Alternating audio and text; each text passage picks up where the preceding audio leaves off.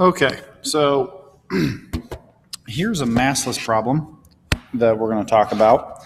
We've got a block traveling at 10 meters per second that comes to rest in 5 meters. What's the coefficient of friction? And friction is the only force acting on the block. Now, it's important to understand that we can solve this problem if and only if friction is the only force. So this is kind of what's unique about this problem.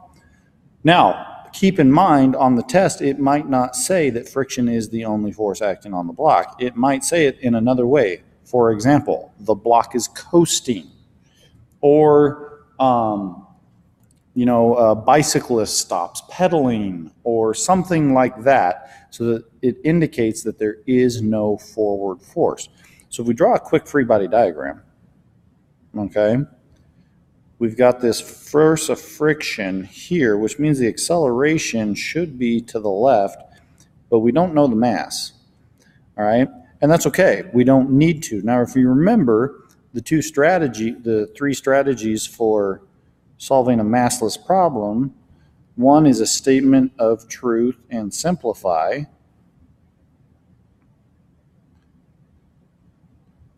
And then the other one was just make up a mass, make up a number for the mass. And remember, the third strategy is the ARN method, which I do not recommend, so don't do that one. Anyways, back to the problem at hand.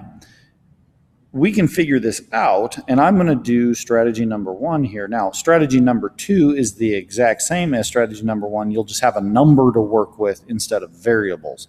So I'm not going to make another video showing strategy number 2. So to figure this out, let's solve for what we can solve for. I have enough information here using kinematics. I can find the acceleration. Okay, so we know the initial velocity is 10 meters per second. We know the final velocity would be 0 meters per second. We know the displacement would be 5 meters. And so we want to find what is the acceleration. Okay, so the equation we're going to use is VF squared equals V naught squared plus 2A delta D. Okay, if we do that, that goes away. And so this equals V naught squared. 10 squared is 100 plus 2 times whatever the acceleration is times 5. And what we 100, there we go. And what we end up with is the acceleration. Once we solve for that, I'm running out of room, so I'm not going to do it. Acceleration ends up being negative 10 meters per second. Pretty big acceleration. It's pretty close to gravity. But you know what, for this problem, it's fine. So negative 10 meters per second squared. Okay, so now that I have all this done, I've done the kinematics to find that acceleration. I need to clear up some room. So I'm going to erase all of this because I need more room to do more work. All right, if you want to see it again, just start the video over. Now, so now what we're going to do is we're going to try to solve this problem. Now, developing a statement of truth, remember, is what is unique about this problem. What's unique about this problem is friction is the only force, like it's up here. So that means that if F net is equal to the sum of all the forces, that means it's equal to the force of friction. So that means the mass times the acceleration is equal to F norm times mu, which is the coefficient of friction, which is what we want to solve for. Now, in this chapter, we know that F norm is equal to Fg, which is equal to mg. So our equation then becomes ma equals mg times mu. Now, if we divide both sides by mass, that cancels.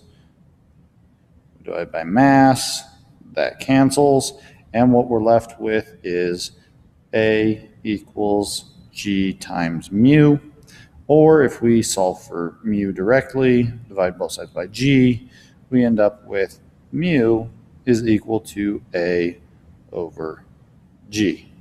Now, we happen to know both of those things. We know that A is a negative 10 meters per second,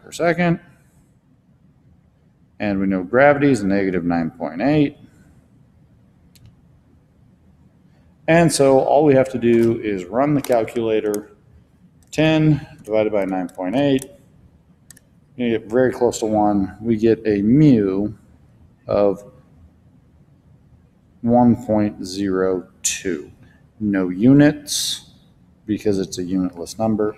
And we generally don't care if it's positive or negative because friction is one of those forces that can go forward or backwards. And so we kind of assign positive and negative once we figure out, okay, which way is friction going here? And so that's why we're not going to call it negative or positive. We're just going to always figure out just what the magnitude is and then worry about figuring out which way friction is going later.